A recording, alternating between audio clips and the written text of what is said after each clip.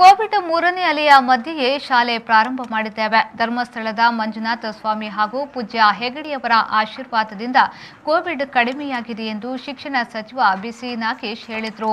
ಅವರು ಧರ್ಮಸ್ಥಳದಲ್ಲಿ ಬೆಳಗಾವಿ, ಹಾವೇರಿ, ಉತ್ತರ ಕನ್ನಡ ಜಿಲ್ಲೆಯ 311 ಶಾಲೆಗಳಿಗೆ ಸುಮಾರು 2370 ಬೆಂಚು ಹಾಗೂ ಡೆಸ್ಕ್ಗಳನ್ನು ವಿತರಿಸಿ ಮಾತನಾಡಿದರು. ಮೂರನೇ ಅಲೆಯ ಭಯದ ಮಧ್ಯೆಯೂ ಒಂದು ತೃಪ್ತಿಕರದ ಪರಿಣಾಮ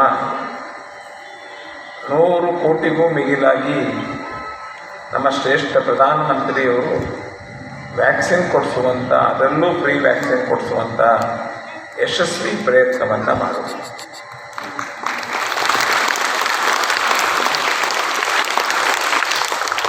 ಎಷ್ಟು ದಿನ ನಾವು ಯಾವುದಾದ್ರೂ ರೋಗಕ್ಕೆ ವ್ಯಾಕ್ಸಿನ್ ಬೇಕು ಅಂದರೆ ಮತ್ತೆ ಹೊರದೇಶದ ಮುಂದೆ ಕೈ ಚಾಚಿಕೊಂಡು ಅವ್ರು ಕೊಟ್ಟಷ್ಟನ್ನು ತಗೊಂಡು ಬಂದು ಮಾಡುವಂಥ ಪರಿಸ್ಥಿತಿ.